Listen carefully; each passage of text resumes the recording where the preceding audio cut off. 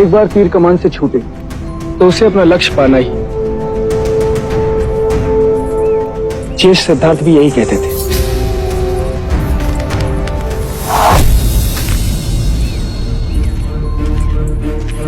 हमारी एकाग्रता क्यों टूट गई?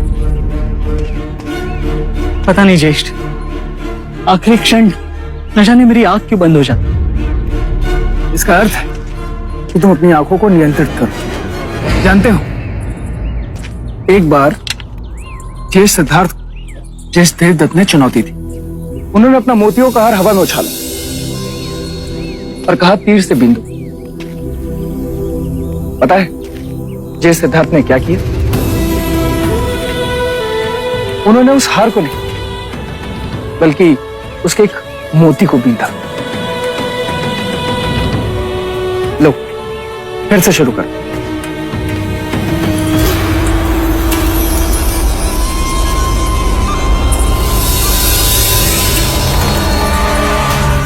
विभावरी, एक बात तो बताओ, यदि तुमने अपने दाहिने हाथ से पूजा की थाली पकड़ी हुई हो तो क्या तुम उसी दाहिने हाथ से पूजा कर पाओगी?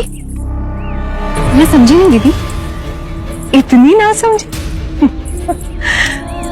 अब मेरा कहने का ये मतलब है कि तुम्हारे दोनों हाथ दाहिने हाथी तो है, एक नंद तो दूसरा महाराणा। मानती हूं कि नंद को महादेवी प्रजापति ने जन्म दिया है, परंतु पालने वाली तो तुम, और जन्म देने वाली से पालने वाली का औहदा बहुत ऊंचा होता है। तो मैं, अरे पगली, आज नहीं तो कल राजमाता होने का सुख तो तुम्हें ही भोगना। बस सिर्फ इतना ध्यान अवश्य रखना कि राहुल उस राजगद्दी पे ना बैठे। ये कैसी अटपटी बात हुई दीदी? आप फिर से कोई उल्टा पाठ पढ़ा रही हैं ना? अरे नहीं नहीं, मैं तो तुम्हारे भले के लिए ही सोच रही थी। इस विषय को यही समाप्त करते हैं दीदी।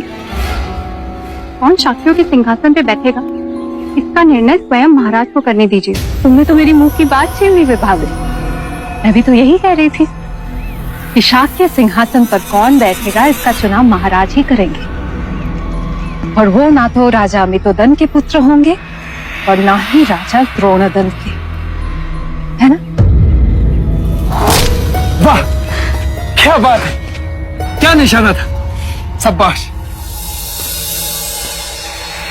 राजगद्दी पर कौन बैठेगा उसका चुनाव तो तय ही समझो, परंतु मैंने तुमसे जो कुछ भी कहा विभावरी, उस बात पर विचार अवश्य करना।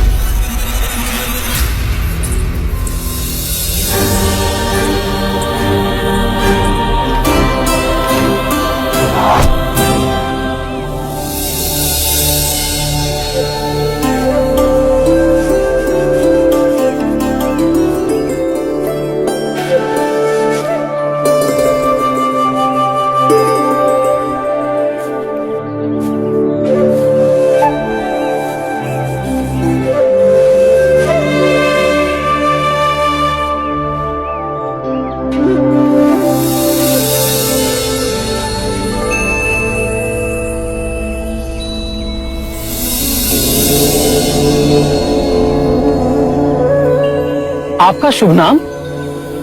मेरा नाम सिद्धार्थ गौतम है।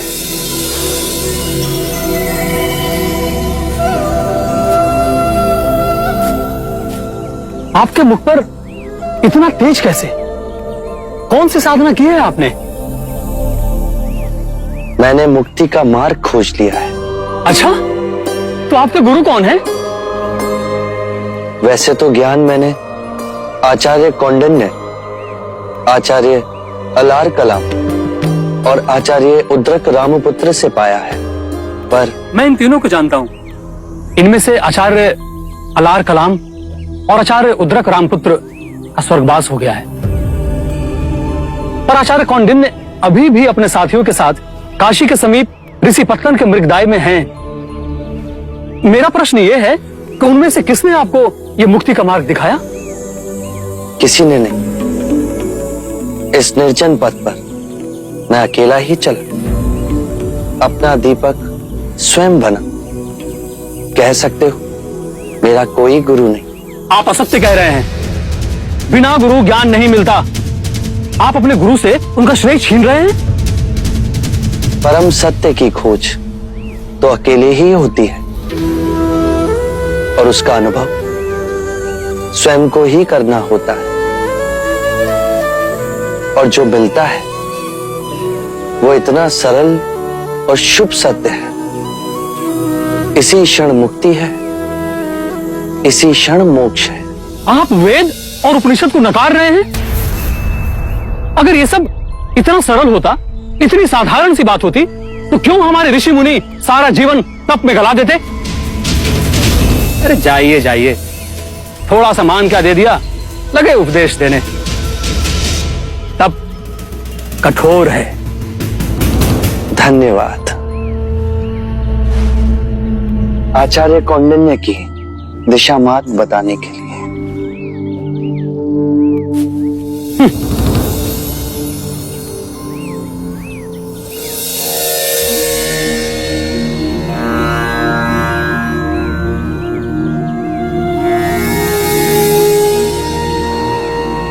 गुरुदेव, ध्यान खंडित क्यों होता है?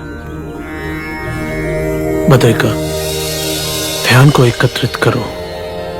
अग्नि बिखरे तिनकों से नहीं, एकत्रित लकड़ियों से सुलगती है।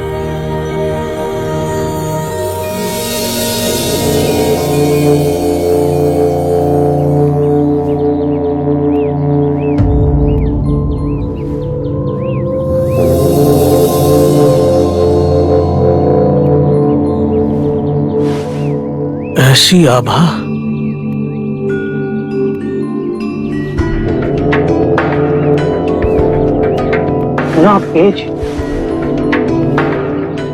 ये गरिमा, ये निर्भीकता, जैसे वन में हिरन चल रहा है। आइए मुनिवर, वृक्ष के नीचे विश्राम कीजिए। बड़े साधक, बड़े योगी जान पड़ते हैं।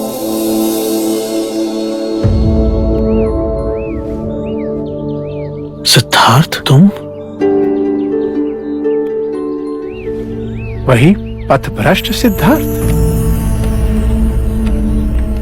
हम तक आने का कष्ट क्यों किया? मैंने मुक्ति का मार्ग खोज लिया है। अब परम आनंद के द्वार खुल गए। अब ये निधि सबकी है। इससे मुझे सारे निद्रा में बेहोश लोगों को जगाना है, चैतन्य करना है। जिसने तपस्या छोड़ दी हो, उसे परम ज्ञान उपलब्ध हुआ। अन्न खाया, सामान्य लोगों की संगति की। मैंने आपसे कहा था, मैं वो घास का तिनका अवश्य बनूंगा। मैं संपूर्ण संसार में समग्र हो गया। सब पूर्ण अद्वैत है, सुंदर है, शुभ है, सरल है। अब मैं सिद्धार्थ नहीं गुरुवर। आप मुझे अपनी अलौकिक दृष्टि से देखिए।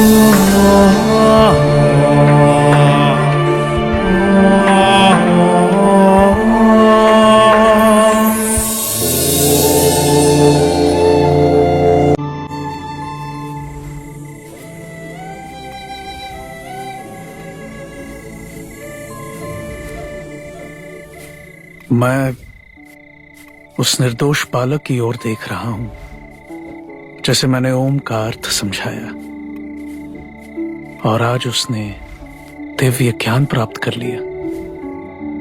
इतनी बड़ी छलांग और मैं अपने तपस्या के अभिमान में अंधा इस छलांग को समझ न सका। इस अंतिम बिंदु पर बड़े बड़े ज्ञानी आकर रुके, बहुत से भटके। यहां से छलांग लगानी है तो अपने अहंकार को मिटा दो। कठिन है। सरल है, बहुत सरल है। जैसे हम गहरी नींद में जी रहे हैं और अचानक आंख खुले तो हम पाए कि हम नींद से जाग उठे। अब इस ज्ञान से दुख और अंधकार में डूबी दुनिया को जगाना है। परंतु इतनी सरल बात, बिना किसी ढोंग, बिना अहंकार, बिना यज्ञ, बिना तप, बिना बलि, बिना साहूकारी के क्या लोग समझ सकेंगे?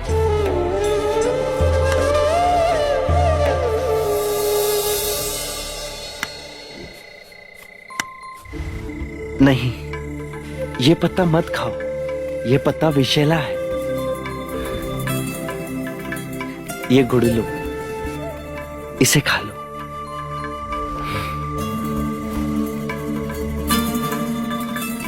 करुणावश उस शिखर से उतरकर आप हम लोगों के पास आए, इस मार्ग और उसका अनुभव सारी मानवता तक पहुंचाने।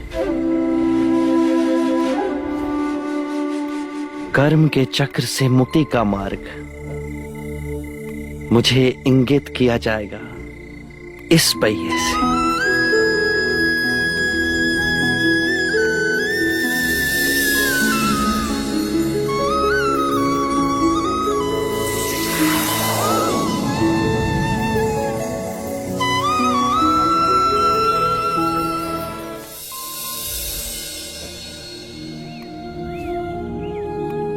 जो ज्ञान मैंने अपने अनुभव से प्राप्त किया, उसी की ही बात कहता हूं।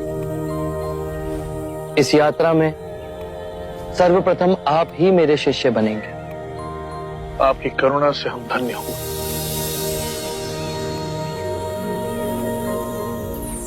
अज्ञान ही दुख, भ्रम, चिंता को जन्म देता है। लोभ, क्रोध, अभिमान, दुविधा, ईर्ष्या, भय इसी अज्ञान की संतान है। माया का खेल विपरीत का है, दो रूपों का है। मध्य में ही रहो, धूमकेतु तारे की तरह।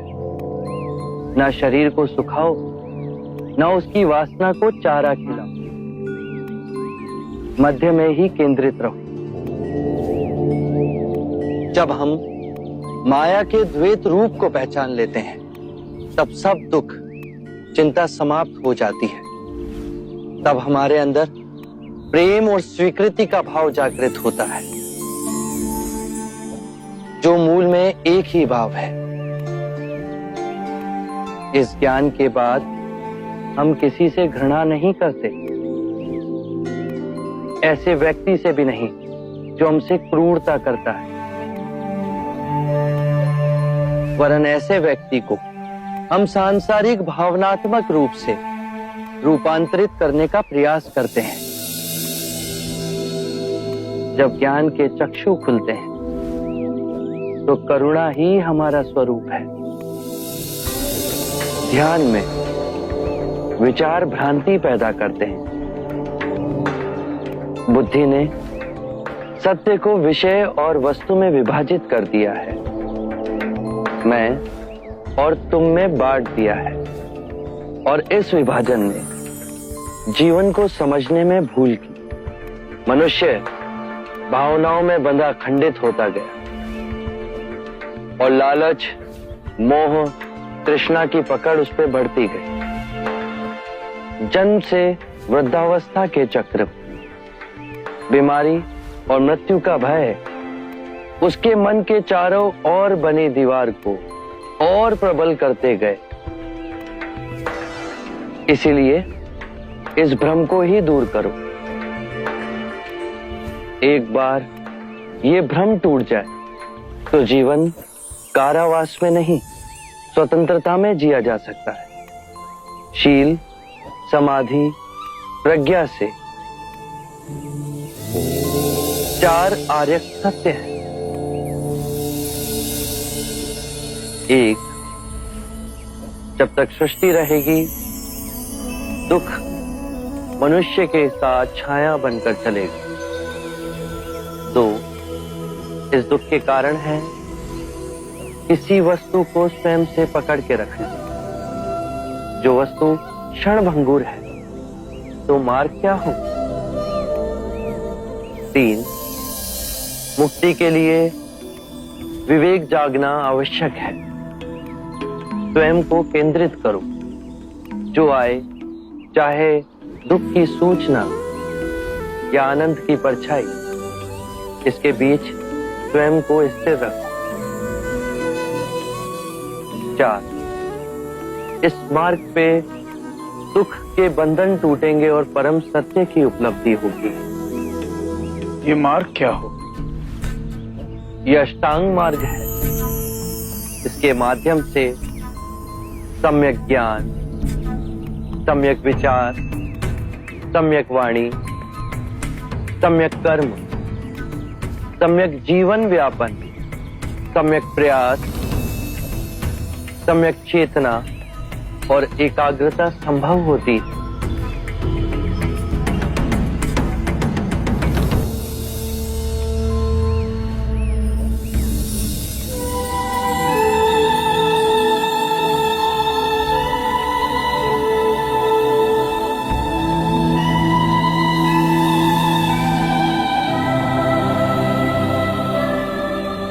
मैं बुद्ध हूं।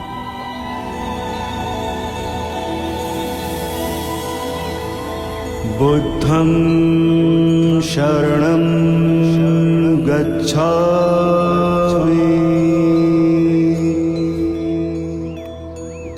मैं स्वयं धर्म हूं। धम्मं शरणं गच्छामि। जो मार्ग मैंने खोजा वो समस्त मानव जाति के निर्वाण का मार्ग बनेगा। संघं शरणं गच्छामि।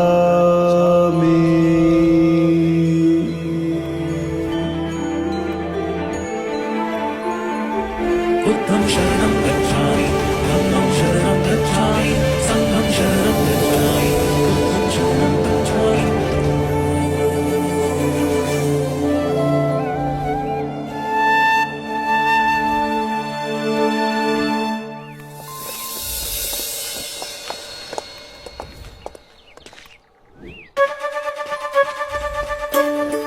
भाई महाराज, भाई महाराज,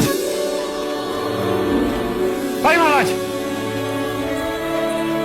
भाई महाराज। अनुज, इतनी प्रसन्नता?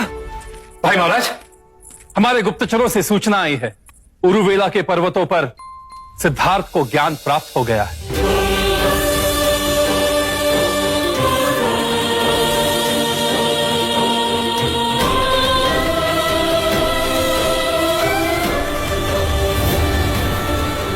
परम सत्य को पा लिया है इस वीरों के वीर ने।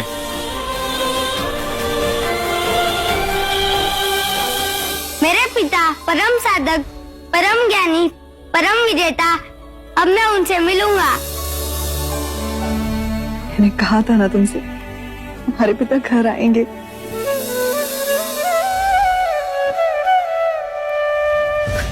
अमितोदन, क्या ये सत्य है? सत्य है। पूरी प्रकृति बदल गई, आप तक संकेत नहीं पहुंचा। तुम क्यों इतनी प्रसन्न हो रही हो?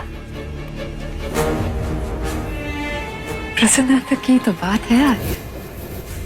देवदत्त का रास्ता जो साफ हो गया, अब बहुत शीघ्र ही मेरा देव महाराज का सिंहासन भी ग्रहण कर लेगा।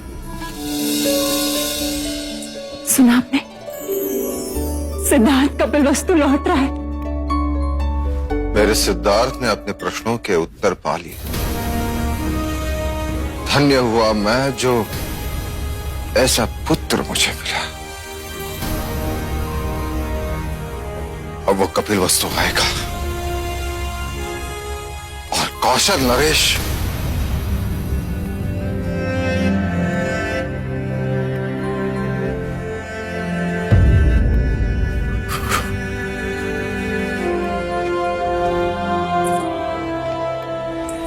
अरे अनुज, देख क्या रहे हो? मिठाई बंटवाओ, पूरी प्रजा में ये शुभ समाचार पहुंचा दो कि युवराज सिद्धार्थ लौट आ रहे हैं। अवश्य।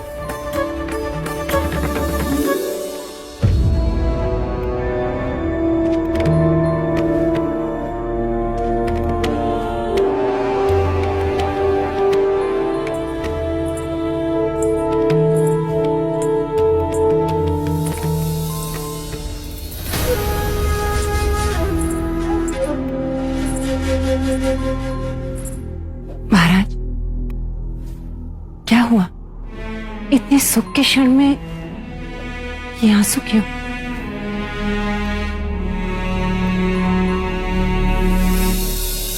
प्रजा मेरे आनंद में स्वार्थ का मैल मिल गया है।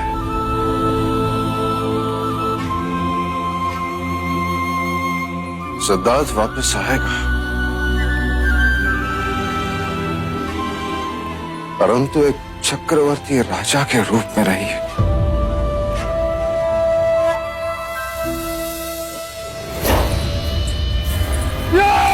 देवदत्त,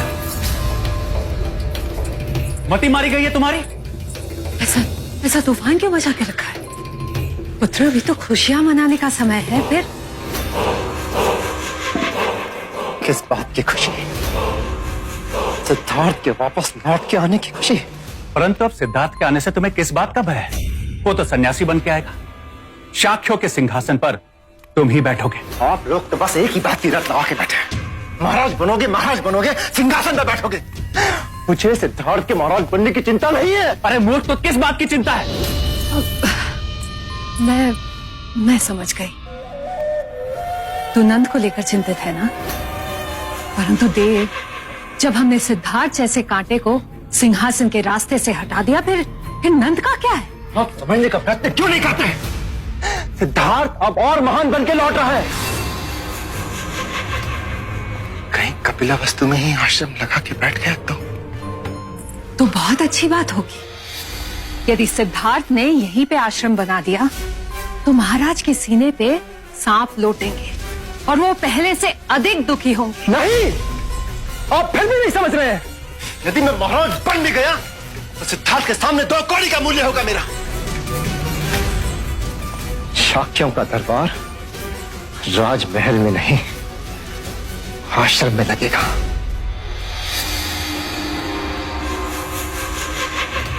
ये तो मैंने सोचा ही नहीं। अर्थात हम विजयी होकर भी पराजित हो जाएंगे। सारा जीवन में सिद्धार्थ के हाथ पराजित होता रहा, लेकिन मैंने भी अब प्रण कर लिया है। सिद्धार्थ की हर संपदा को अपने वश में करके रहूंगा।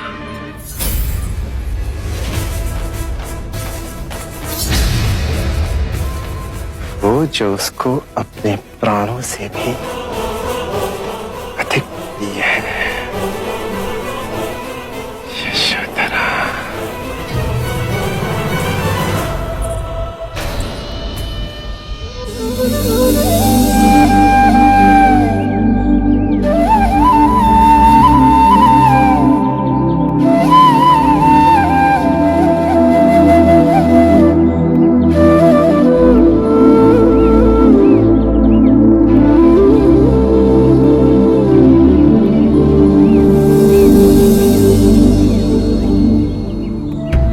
जैसे मकड़ी एक एक तार अपने अंदर से निकाल सुंदर जाल बुनती है, उसी प्रकार प्रकृति ने अपनी चेतना के इस धागों से इस सुंदर सृष्टि का सर्जन किया। और इसी सुंदर सृष्टि में बुद्ध के सधर्म के मार्ग की वाणी 10 दिशाओं में गूंजेगी और सोई हुई मानवता जाग उठेगी। जो भी सद्धर्म के मार्ग से जुड़ना चाहे उसके लिए हमारे संघ के द्वार खुले हैं। फिर वो चाहे किसी भी वर्ण का ही क्यों ना हो, कोई भेदभाव नहीं होगा। ये अद्भुत क्रांति है शाक्य मुनि। सदियों से मनुष्य ने मनुष्य को धन, जाति, लिंग के आधार पर उत्पीड़ित किया। अब सब समान होंगे। सबको अधिकार है ये परम सत्य पाने का, जैसे हम सब ने प्राप्त किया। सब नश्वर है, सब झूठ है और सबसे कुरूप है ये जीवन।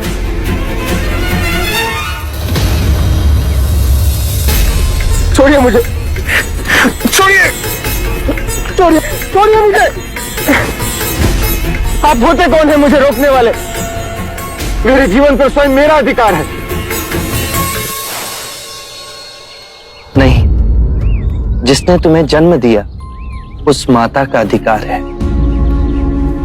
जिसने तुम्हारा लालन पालन किया उस पिता का अधिकार है। कितनी लंबी श्रृंखला है जिनके होने से आज तुम हो।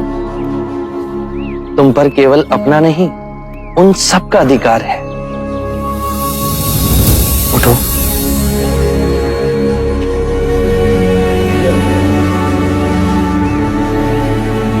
क्षणिक आवेग था मन का, अब वो शांत हुआ? क्षणिक नहीं, जीवन में सब कुछ पाया, सुख, धन, ऐश्वर्य, काम वासनाओं की तुष्टि, और वो सब क्षणिक था। जब भी अपने अंदर देखा तो एक बहुत ही गहन अंधकार पाया, बहुत ही गहरी पीड़ा पाई और बहुत ही सूना बन पाया। जीवन जीने का कोई अर्थ ही नहीं रहा। इच्छा जब तड़पती है तो हमें लगता है कि जब वो पूर्ण होगी तो हम तृप्त हो जाएंगे, पर जैसे ही इच्छा पूर्ण होती है हमारा मन फिर से सूनेपन से भर जाता है। जानते हो क्यों? जब इच्छा की कामना थी तो वो स्वप्न था। जब इच्छा पूर्ण हुई तो अंतर समझ गया कि ये भी स्वप्न ही है। एक क्षण ना पकड़ सके और हाथों से फिसल गया। तो क्या इस जीवन में कुछ भी अनश्वर नहीं है? बाहर के सुखों को भोगने की कामना से अतृप्त रहो। बाहर दौड़ने से कुछ नहीं होगा। जीवन से घबरा, उसे नकारने से कुछ नहीं होगा। अपनी जीवन यात्रा अंतर की दिशा में मोड़नी होगी।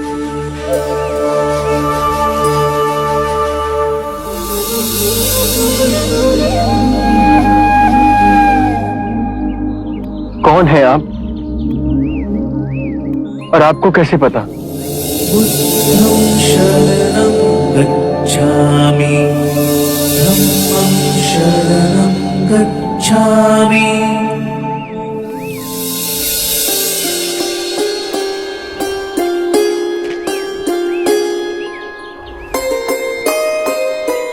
मैंने आपसे सुंदर व्यक्ति आज तक नहीं देखा। इतनी देर में तुम्हारे पास ही खड़ा था, पर तुम मुझे देख न सके।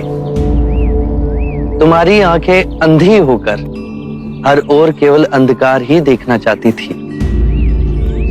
मनुष्य अपने मन में जैसी चाहे वैसी दुनिया को देख सकता है। सत्य है, आप महात्मा हैं। मैं दुखी हूं अपने अंतर मन से। मेरा नाम यश है। एक धनी वैश्य परिवार में मेरा जन्म हुआ। जीवन में किसी भी बात की कमी नहीं थी। मैंने हर सुख भोगा, वासनाओं की पूर्ति करता रहा, पर अंतर ही अंदर मेरा मन घुटता रहा। मैं और नीरस होता गया। कितने मनुष्य हैं जो कि शारीरिक रोगों से पीड़ित है, धन के अभाव से पीड़ित है, अन्याय से पीड़ित है, पर उतने ही मनुष्य मानसिक रोगों से भी पीड़ित है। चारों ओर देखो यश,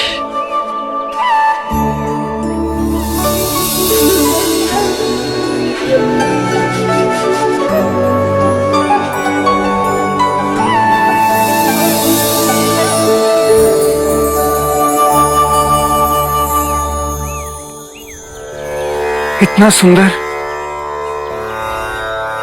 जब तुम कूदने जा रहे थे तो क्यों तुम इस सौंदर्य को नहीं देख सके? क्योंकि मैं देखने के लिए तैयार ही नहीं था। मैं केवल अपने ही दुखों की प्रतिध्वनि देखना चाहता था। और अब तुम शांत हुए, स्थिर हुए, पर प्रकृति नहीं बदली, वो वैसी ही है। तुम्हारी आंखें बदल गई। किसी भी बात की अति, चाहे सुख की ही हो, केवल दुख को ही जन्म देती है। इसीलिए मध्य में रहो, तो जो जैसा है वैसा ही दिखेगा।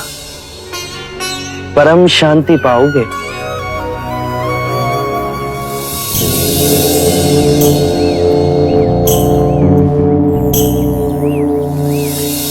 क्या आप मुझे अपना अनुयायी बनाएंगे? हमारा जीवन सादगी से जुड़ा है। धरती हमारा बिछौना है और जो भिक्षा में मिले वही हमारा भोजन। जहां वैभव नहीं, विवेक हो, मैं उस तप के लिए तैयार हूं।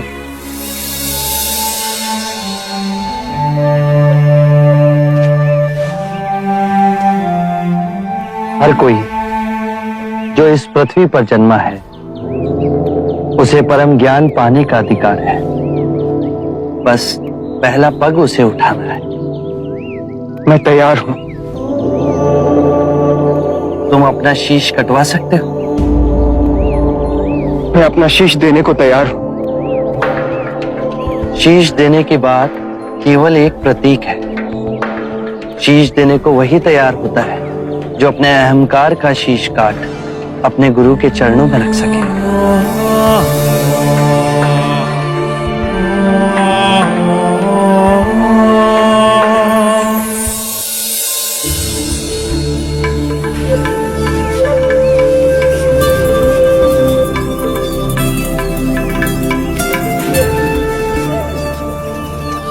माँ, माँ, माँ, माँ।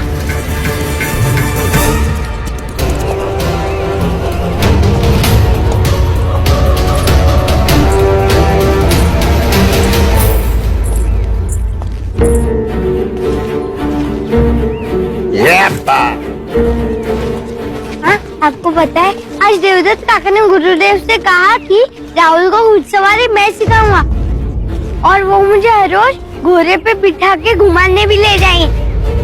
मैं सबको बता के आता हूँ। दादा महाराज, दादा महाराज।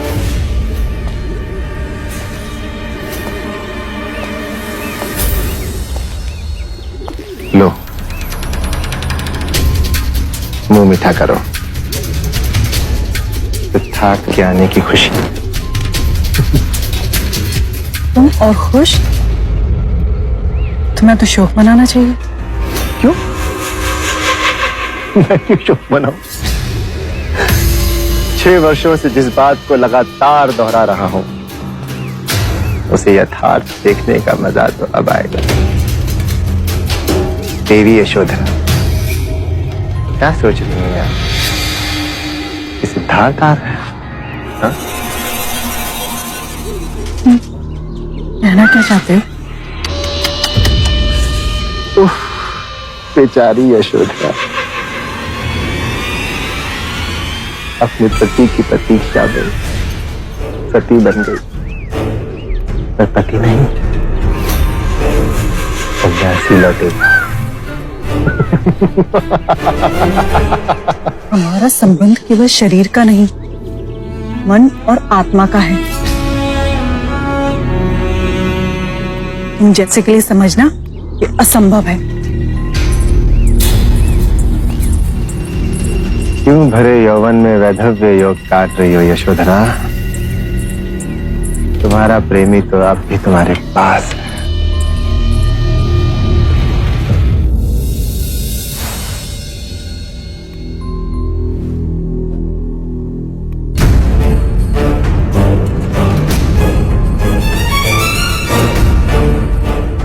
अपने युवा पुत्र को इस रूप में देखूंगी, कभी कल्पना भी न की थी। उसे मृतक देख सकती थी आप। आत्महत्या करने जा रहा था आपका पुत्र।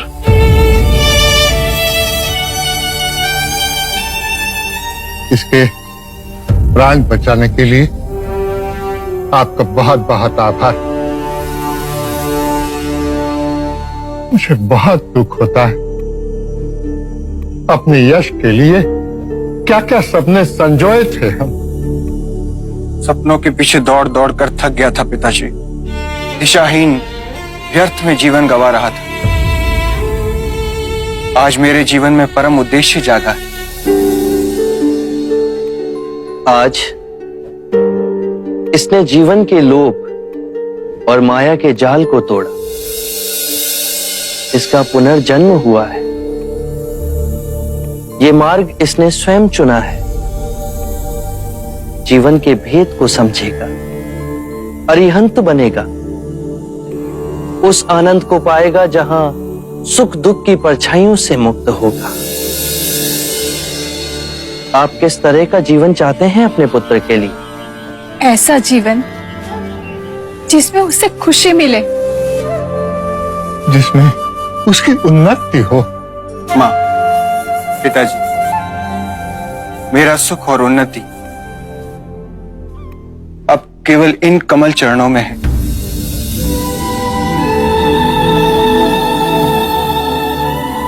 मुझे आज्ञा दीजिए।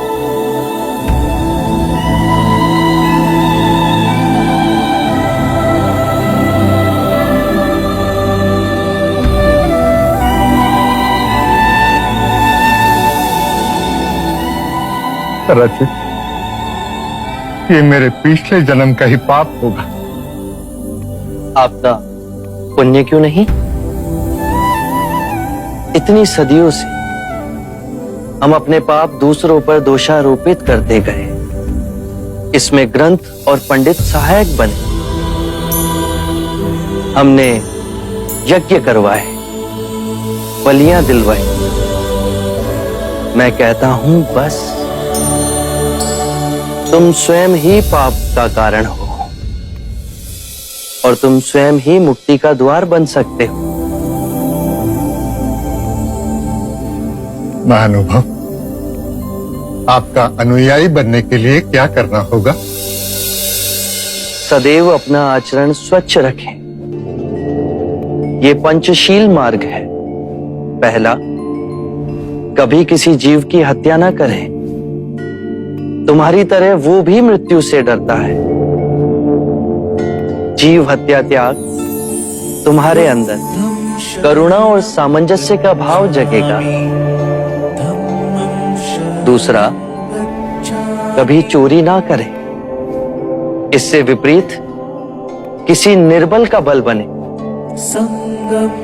तीसरा, व्यभिचार ना करें। केवल अपनी पत्नी से ही संबंध रखें। चौथा, कभी असत्य ना बोलें। ऐसे वचन ना बोलें जो सत्य को तोड़ते मरोड़ते हों। पांचवा, किसी भी नशीले पदार्थ का सेवन ना करें। मेरा मार्ग सरल है पर कठिन है।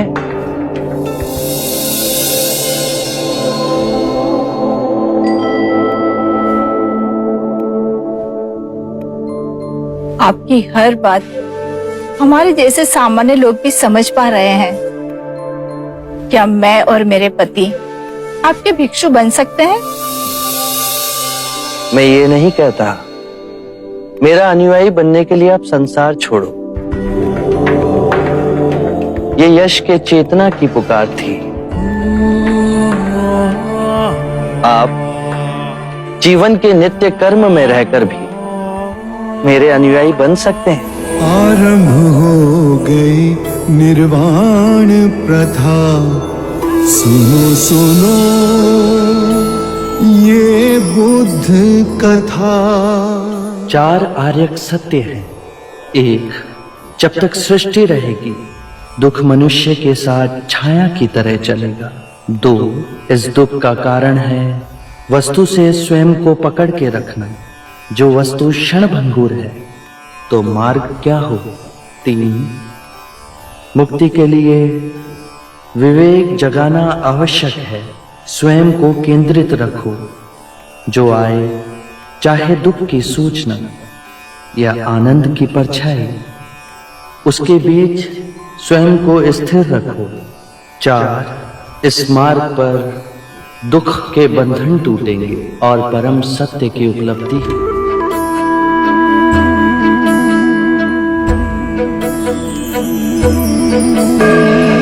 सत्य कथा, पुरुषार्थ कथा, सुनो सुनो सिद्धार्थ कथा।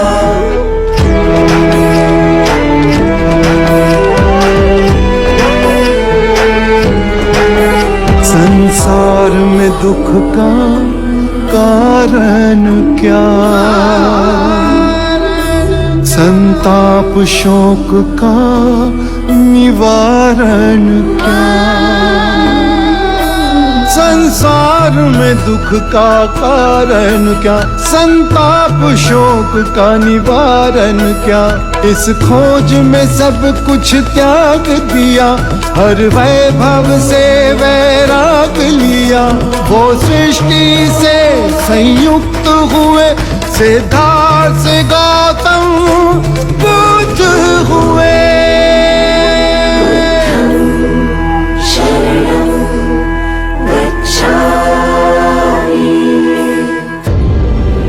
आज मैं राजगृह की ओर प्रस्थान करूंगा। इतने शीघ्र?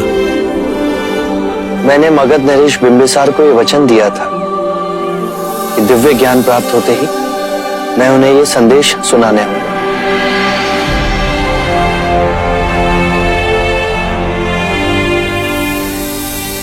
इतनी भीड़ क्यों है?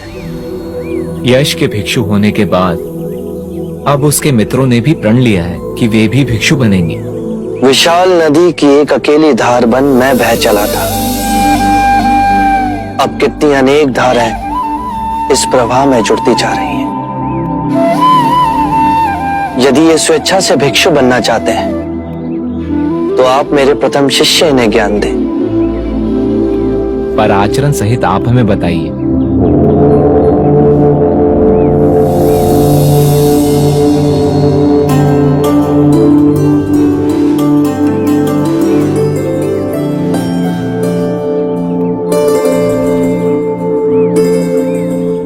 आप लोग अंदर आ जाइए। जो भिक्षु बनना चाहते हैं उन्हें अपने केश और दाढ़ी के बाल त्यागने होंगे।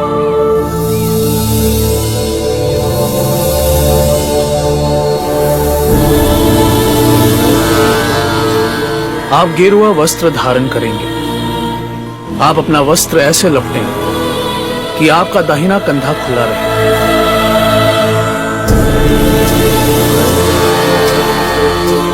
अब आप बुद्धा के प्रथम शिष्यों में से किसी एक से दीक्षा ग्रहण करेंगे। दीक्षा लेने के लिए आप घुटनों के बल धरती पर बैठेंगे। दीक्षा कोई भी दे, पर आपके लिए स्वयं बुद्धा ही यह आशीर्वाद का हाथ रख रहे हैं। जो दीक्षा ग्रहण करे वो अपने हस्त कमल के फूल की पंखुड़ियों के समान खोल के रखे। मैं बुद्ध की शरण में जा रहा हूं। बुद्धं शरणं गच्छामि। जो धर्म का स्वरूप है मैं उसकी शरण में जा रहा हूं। धम्मं शरणं गच्छामि। जो प्रेम और करुणा में मेरे सहयात्री हैं उसकी शरण में जा रहा हूं। संघं शरणं गच्छामि। ये तीनों शरण दोहराने पर आप सब भिक्षुक हो जाएंगे। आप इस चेतना की नदी के अंग हो गए जो सामंजस्य और जागरूकता से जीवन बिताने का प्रण लेती है।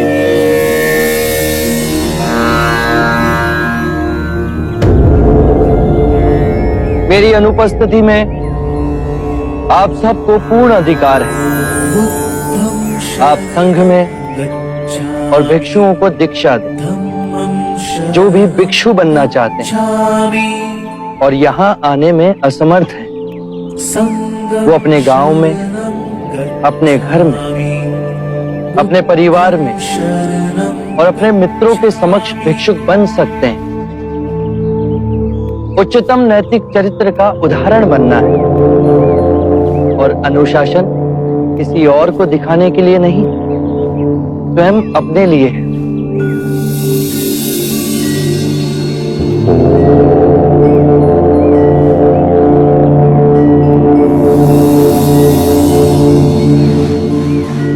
मेरे प्रिय भिक्षु, आज हमने एक भारी बीड़ा उठाया है मानव को कल्याण का मार्ग दिखाने के। आज हम सब विदा लेते हैं। हम सब अलग अलग दिशाओं में जाएं। एक दिशा में दो ना जाएं। जो परम सत्य मेरे अनुभव से आप सबको रूपांतरित कर गया, वो संदेश जन जन तक पहुंचा।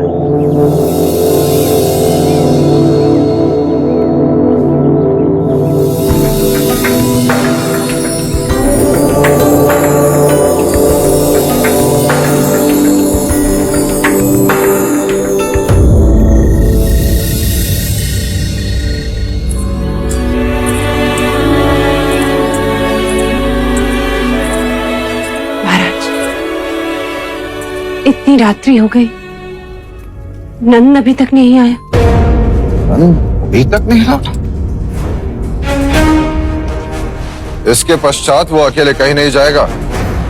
जब भी जाएगा रक्षक उसके साथ होंगे। एक पुत्र खो चुका हूं अब। महाराज, ऐसा ना कहें। आपके उस पुत्र ने आपका नाम इस संसार में उजागर किया है। हाँ, दिया बनकर परिवार में थोड़ा प्रकाश फैला, परंतु उसने संपूर्ण विश्व में प्रकाश फैला दिया। अब यह दूसरा पुत्र कुछ करे तो एक बार मदिरा रास लीला रंग भवन में तुझे नंद,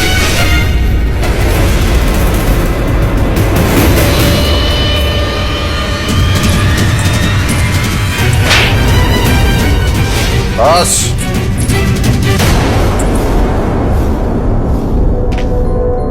तुम उसे कहाँ ले गए थे?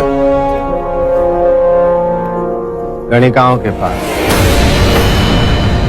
रंग भवन में महाराज। रंग महल जाने की उम्र है तेरी? नहीं मां, अभी बालक है, ना समझ है। इसके दोषी है तो ज्येष्ठ देवदत्त। उनकी संगत में ये बालक भी भटक गया। किस मापदंड से आप मुझे बुरा कह रही हैं यशोधरा देवी? महाराज, मैंने किसी को भी उसकी इच्छा के विरुद्ध कुछ नहीं करवाया। हाँ महाराज, मैं वहां अपनी इच्छा से ही गया था। और हाँ, मैं इतना बड़ा हो गया हूं कि अपना बुरा भला समझ सकूं। अच्छा, अब तू इतना बड़ा हो गया है? हाँ, मैं इतना बड़ा हो गया हूँ कि ये समझ सकूं कि आपने हमेशा ज्येष्ठ सिद्धार्थ को मुझसे कहीं अधिक प्रेम किया। महाराज, आप नंद को रंग भवन जाने से कैसे रोक सकते हैं, जबकि रंग भवन का निर्माण आपने स्वयं करवाया सिद्धार्थ के लिए। आप ही चाहते थे कि सिद्धार्थ अपना समय गणिकाओं के साथ व्यतीत करे, अमोद प्रमोद करे। अब तो यदि सिद्धार्थ का छोटा भाई चला गया तो इसमें कौन सा तूफान आ गया? देवदत्त, अपनी जीवा को संभालो, कुछ ऐसा ना कहो जो। यशोधरा देवी, मैं कहूंगा ये बेचारा नंद हमेशा इसके साथ सौतेला व्यवहार किया गया।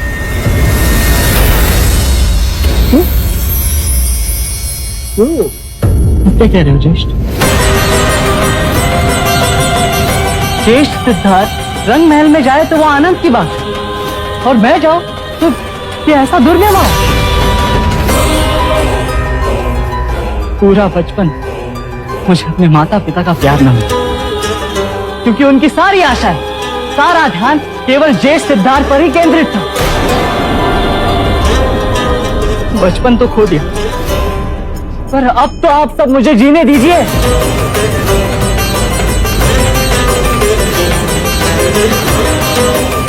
नंद, रुको नंद, रुको।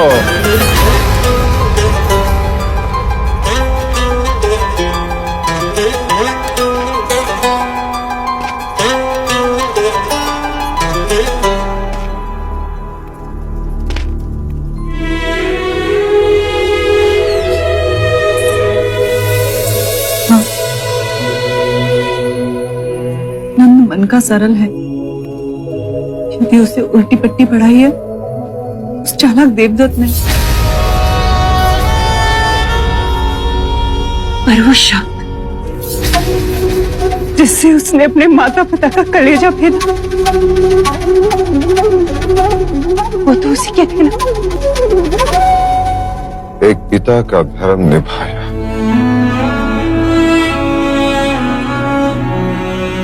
परंतु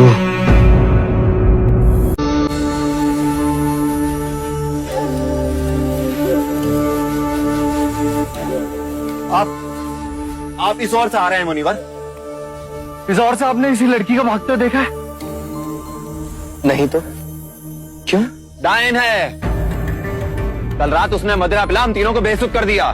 सुबह जब आंख खुली तो देखा हमारा सारा धन लूट के ले गई बिना कारण। हम उसे आनंद प्रमोद के लिए वाराणसी ले जा रहे हैं। उसने आप सबका बोझ कम कर दिया, पर आप अब तक उसका बोझ उठाए घूम रहे हैं। आप हमारा उपहास कर रहे हैं। उस लड़की से कहीं अधिक चिंतित हम अपने मूल्यवान आभूषणों के लिए हैं। जो लुट गया वो मिलेगा तो नहीं। अरे इतना धन था कि आपने कभी देखा भी नहीं होगा। सच तो ये है कि उस नारे के पीछे हम मतवाले हो गए। उसके सौंदर्य ने हमें लूट लिया, अन्यथा ऐसा कदापि ना होता। वो तो आप सबको अब भी लूट रही है। धन उसने तुम्हारे बीते काल में चुराया, पर वो तुम्हारा वर्तमान भी लूट रही है। एक बात बताइए, क्या वो लड़की इस समय तुम्हारे लिए इतनी व्यथित है जितने कि तुम इस समय उसके लिए व्यथित हो? भला वो क्यों व्यथित होगी? तो फिर आप क्यों व्यथित हो रहे हो? जो लुटा वो भूतकाल में लुटा, उसे पकड़कर जो दंड दोगे वो भविष्य काल में होगा। तुम्हारा वर्तमान अभी इसी क्षण तुम्हारे साथ है। भूतकाल का बोझा उठा उस भविष्य को बदलने का प्रयत्न कर रहे हो जो अनिश्चित है, और खो रहे हो अपना वर्तमान। बात तो ये सच है, यदि हम इसी क्षण में जिए तो तुम स्वयं को खोज सकोगे, ये समझ सकोगे कि जो तुम्हें दुख दे रहा है वो क्या है। क्या आप अपने आप को जान पाए? और अपने आप को जानने से क्या होगा?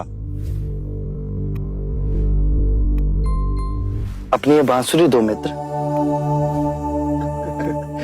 सन्यासी बांसुरी बजाएगा।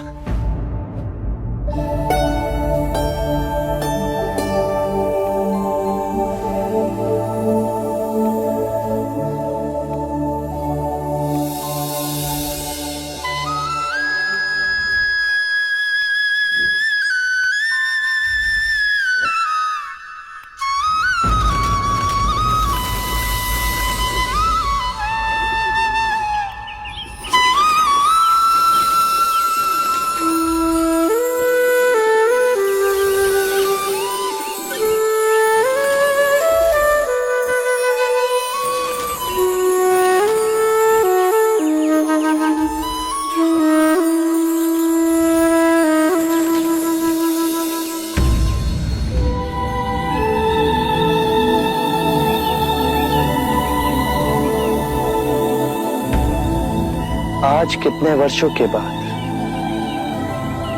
मैंने बांसुरी को अपने होठों से लगाया है। पहले से अधिक सुरीला हो गया हूं।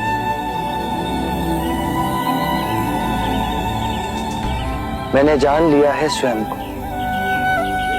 यदि तुम बांसुरी मधुर बजाना चाहते हो तो बांसुरी पर इतना ध्यान केंद्रित मत करना जितना अपने वास्तविक सार को पहचानने पर।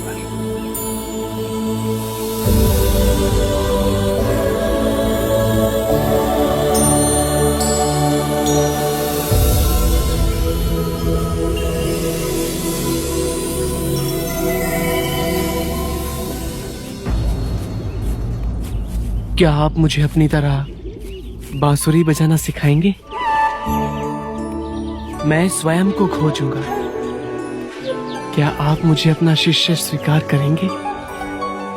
पर मैं तुम्हारा अहंकार लूट लूंगा।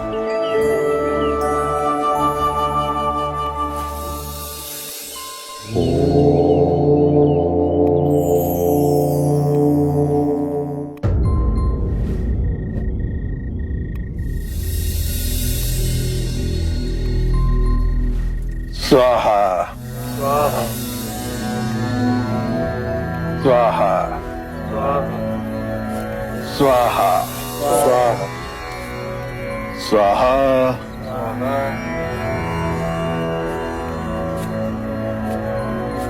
स्वाहा स्वाहा।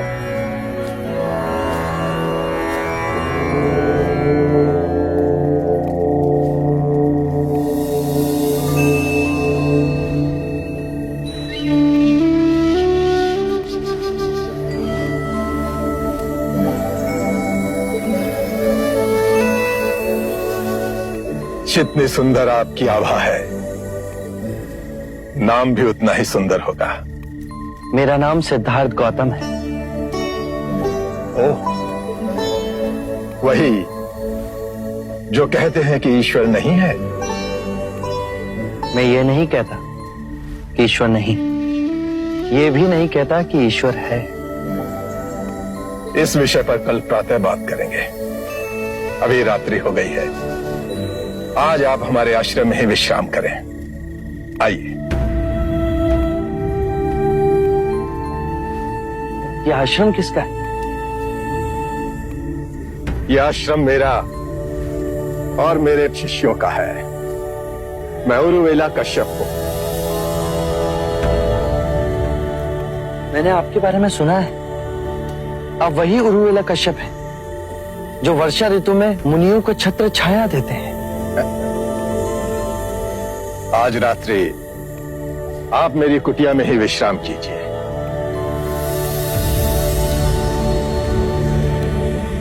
ये लीजिए। मैं पूर्ण ध्यान में बैठ उसके पश्चात ही विश्राम करता हूं। यदि आपकी आज्ञा हो तो मैं इस कुटिया में रात्रि बिता लूं।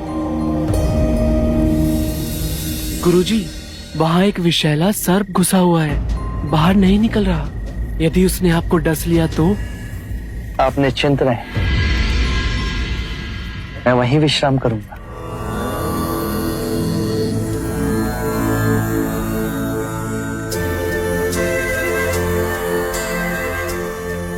गुरुजी, रोक लीजिए उन्हें। अब वे नहीं रुकेंगे। उन्होंने दृढ़ निश्चय जो कर लिया है।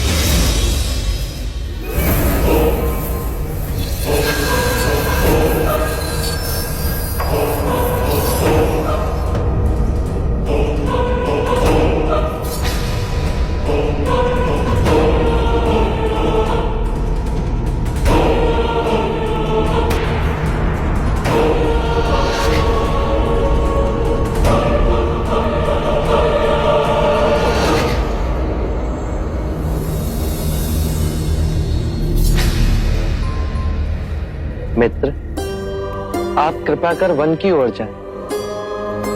ये स्थान आपके लिए असुरक्षित हो गया है। आप कुछ ना करें, तब भी लोग डरकर आप पर वार करेंगे। यहां आपके जीवन को संकट है।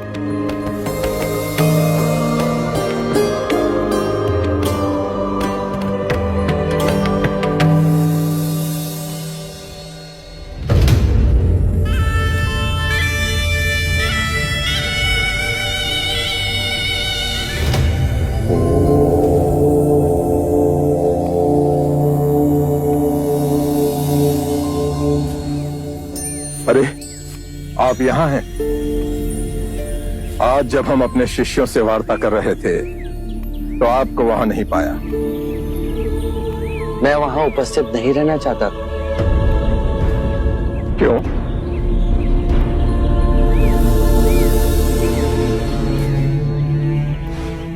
आप अपने शिष्यों को संबोधित कर रहे थे। यदि स्वाभाविक कोई प्रश्न मेरे मन में जागता तो आपके शिष्यों के सामने उसे पूछना आपको दुविधा में डाल सकता था। परंतु यहाँ तो एकांत है। अब हम वार्ता कर सकते हैं। कृपा करें, आप दुख के संबंध में कुछ कह रहे थे। क्या आप ये मानते हैं कि दुख सत्य है? क्या आप ये भी मानते हैं कि दुख के कारण भी है? हाँ। यदि कारण है तो दुख तो रहेगा,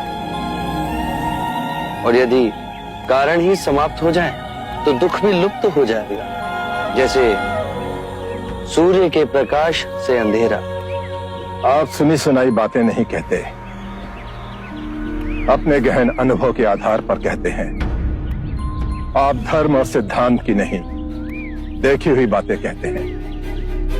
आपने कहा कि मुक्ति का मार्ग है अपने विवेक को जगाना और गूढ़ ध्यान में लिप्त हो जाना, जिससे मनुष्य स्वयं को और इस संसार को भली भांति समझ सकता है। परंतु एक प्रश्न है, ये जो सारी विधियां हैं, रीतियां हैं, पूजा पाठ हैं, क्या ये सब व्यर्थ है?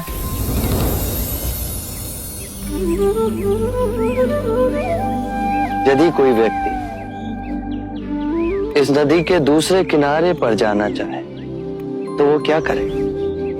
यदि जल गहरा नहीं है तो वो चलकर जा सकता है, और यदि जल गहरा है तो वो नाव की सहायता से जा सकता है या स्वयं तैरकर जा सकता है। यदि वो चलना ना चाहे और ना ही तैरने को तैयार हो और ना ही नाव ले जाने को तैयार हो, और वो कहे कि मैं प्रार्थना करता हूं इस नदी का दूसरा किनारा स्वयं चलकर मेरे पास आ जाए, तब तो ऐसे व्यक्ति को मूर्ख कहेंगे, महामूर्ख।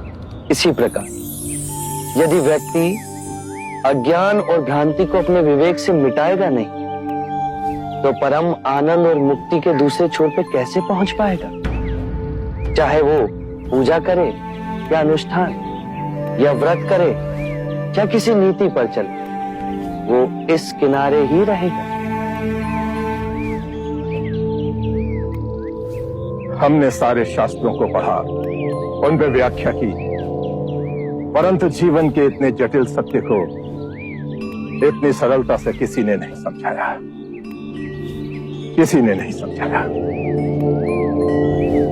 आप इस भटकती मानवता को परम ज्ञान का मार्ग दिखाएंगे। आप करुणा के सागर हो। हे बुद्ध, आप हमें अपना अनुयायी स्वीकार करें। बुद्धं शरणं गच्छामि, धम्मं शरणं गच्छामि।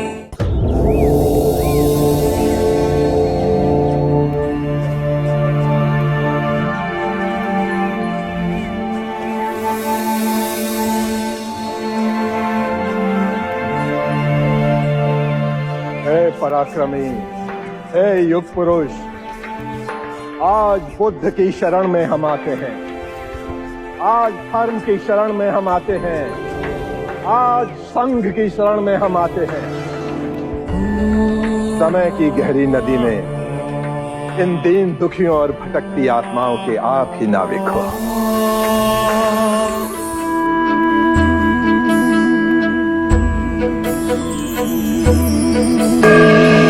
सत्य कथा पुरुषार्थ कथा सुनो सुनो सिद्धार्थ कथा।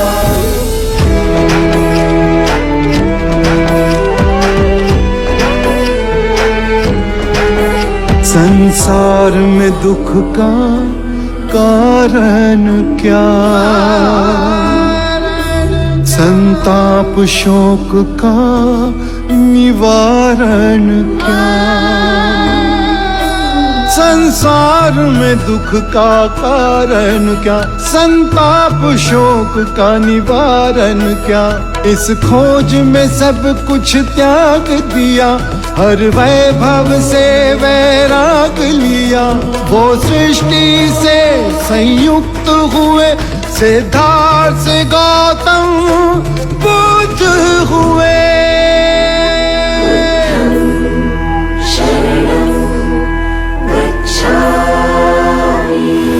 यदि सद्धर्म का मार्ग मिले तो केवल मुझे नहीं, वो सबके लिए उपलब्ध होना चाहिए। और अंत में मेरी भयानक परीक्षा हुई। काम, क्रोध, माया, वासना, तृष्णा मेरे सामने कई रूपों में आए, पर मैं विचलित नहीं हुआ, अडिग रहा। मैंने संकल्प लिया, प्राण जाए या परम सत्य उपलब्ध हो। और अंत में मुझे परम सत्य प्राप्त हुआ।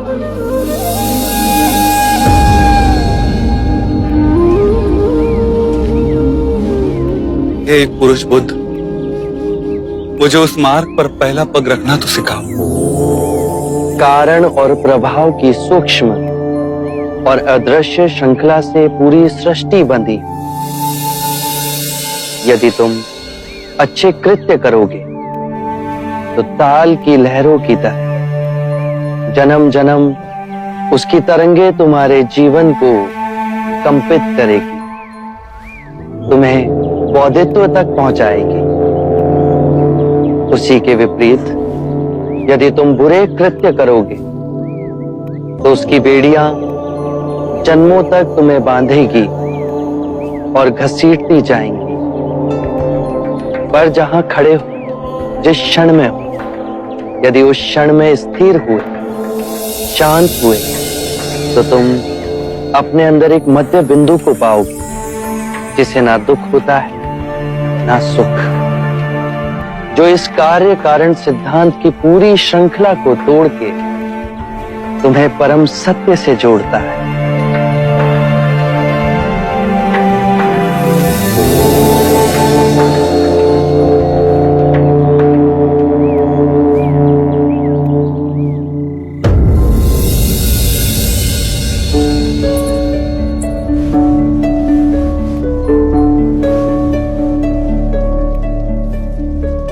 यशो, तुमने तो पूरे कक्ष में दीपावली मना रखी है। माँ, किसी के आगमन की खुशी में दीप प्रज्वलित किए जाते हैं ना। मेरे जीवन में दीपक कब प्रज्वलित होंगे माँ? यशो, तू क्यों धीरज खोती है? माँ, हम सब भी तो दीपक के समान हैं। एक विरह के शोक से छटपटाते पिता जो स्वयं जलकर दूसरों को प्रकाश दे रहे हैं।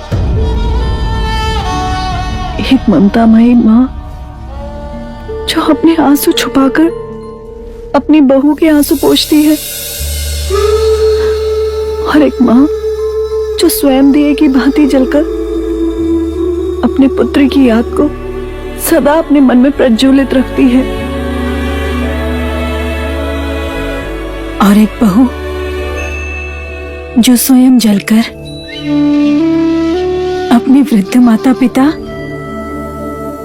और आशा के कोमल पौधे राहुल को ज्योति देती है। जिसके मार्ग में ये दिए जलाए हैं वो आएंगे ना माँ? कहीं वो हमें भूल तो नहीं गए? उन्हें अपने प्रश्नों का उत्तर पाकर घर वापस आना था। दिन पर दिन बीतते जा रहे हैं, ना तो उनके आने का कोई समाचार आया और ना ही कोई अपनी सूचना भिजवाई। यशो एक तरफ दिए भी जलाती है और दूसरी तरफ अपने मन में शंका भी पैदा करती है। सिद्धार्थ सब कुछ भूल सकता है, पर तुझे अपने पिता को, अपनी माता को,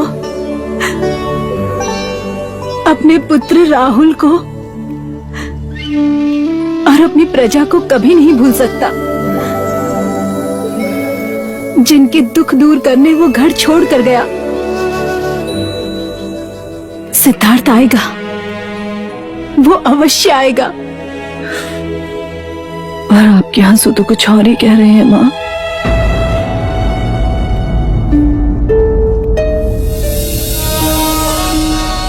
और कितनी प्रतीक्षा करूं माँ? कब तक दिए की भांति दिन रात जलती रहूं?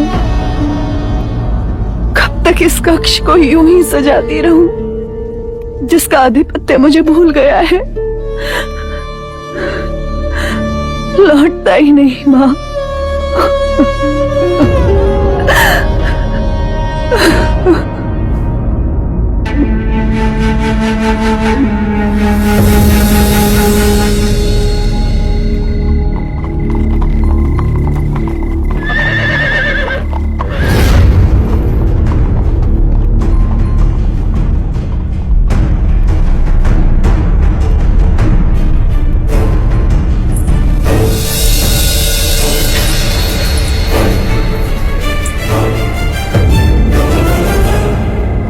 इस समय महल से बाहर कौन जा रहा है?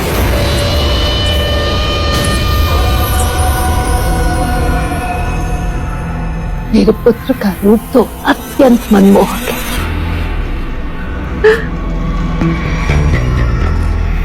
मेरी बुद्धि की दाद नहीं दोगी माँ? अरे मेरे होनहार पुत्र, क्या दाव खेला है तूने? नंद को ही महाराज के विरुद्ध कर दिया। एक तीर से दो शिकार। बस देव अब इन दोनों के बीच में एक ऐसी दीवार खड़ी करते कि महाराज कभी भी नंद को राजगद्दी देने के बारे में ना सोचे। महाराज नंद को राजगद्दी दे भी दे तो क्या? इसके बाद नंद रहेगा तो मेरे हाथों की कठपुतली बनकर ही। रंग भवन की लत एक बार उसे लग गई तो राजकाज सब भूल जाएगा। मदिरा के नशे में ऐसा डुबोऊंगा उसे, फिर कभी उबर ना पाएगा। वासनाओं के धागे से ऐसा बांधूंगा उसे गणिकाओं के साथ कि फिर उसका पतन निश्चित है। महाराज उससे घृणा करने लगेंगे। मैं भारी जाऊं मेरे सुपुत्र। सिद्धार्थ रुक गया। अब नंद को ऐसे कुएं में धकेलूंगा कि जीवन भर वहीं सड़ता रहेगा।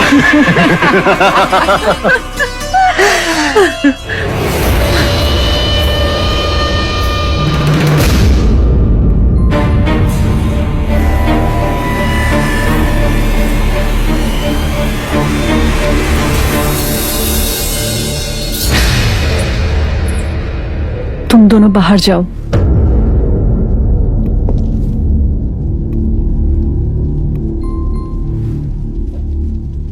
कहाँ जा रहे हो नंद? जानता था आप भी मुझे नैतिकता का पाठ पढ़ाने के लिए अवश्य आएंगे, परंतु आपकी जानकारी के लिए भी बता दूं, मैं ज्येष्ठ देवदत्त के साथ रंग महल जा रहा हूं। अपने माता पिता की आज्ञा के बिना उन्हें चोट पहुंचाकर? चोट?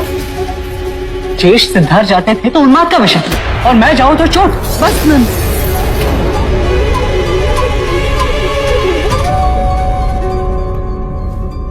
किस मुंह से तुम अपने ज्येष्ठ से अपनी तुलना कर रहे हो? इतने से भी गुण है तुम्हारे अंदर, तुम्हारे ज्येष्ठ जैसे। इस दर्पण में देखो, अपनी आंखों में झांको और पूछो, उत्तर तुम्हें स्वयं मिल जाएगा। ठीक है, मान गया मैं उनके जितना उच्च नहीं। प्रश्न ऊंच नीच का नहीं है। तुम्हारे ज्येष्ठ को सन्यासी होने का विचार काफी कम उम्र में आया। क्या सपने में भी तुम्हें ये विचार आया? अपने माता पिता की मनोस्थिति को समझो, उनकी चेष्टा थी कि तुम्हारे ज्येष्ठ विलासी बने, जिससे सन्यासी होने का विचार उनके मन से धीरे धीरे समाप्त हो जाए। और जिन गणिकाओं के मुंह के पल्लू में बंधकर तुम सर्वनाश की ओर जा रहे हो, ऐसी कितनी सुंदर प्रवीण गणिकाओं ने तुम्हारे ज्येष्ठ को रिझाने की चेष्टा की, वो नहीं रिझी। सारी गणिकाओं ने तुम्हारे ज्येष्ठ के सामने हार मान ली। तुम अपनी तुलना अपने ज्येष्ठ से कर रहे हो तो सत्य सुनो, आम्रपाली भी तुम्हारे ज्येष्ठ को मोहित ना कर सकी। कीचड़ में खिलने वाला हर फूल कमल नहीं होता नंद। और फिर तुम्हारे ऊपर तो बहुत सारी जिम्मेदारी है। महाराज से लेकर कपिलवस्तु की सारी प्रजा को तुम्हें ही संभालना है। तुम भविष्य हो हमारा।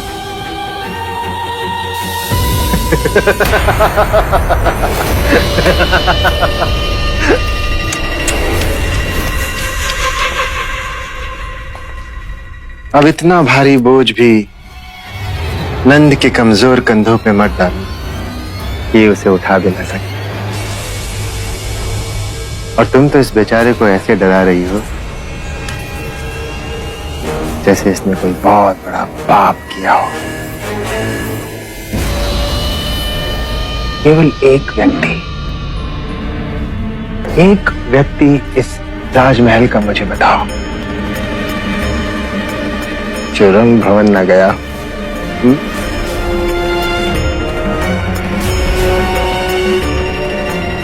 है कोई जवाब? नहीं है ना? तो नंद क्यों ना जाए?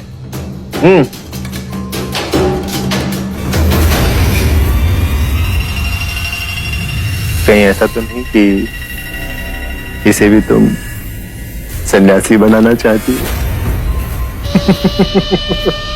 चलो नंद। रुको नंद, ये तुम्हारा अहित चाहते हैं। इसे अपने पल्लू से न बांधो यशो,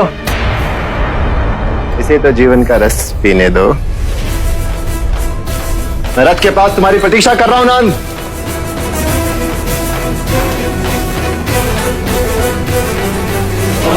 नंद,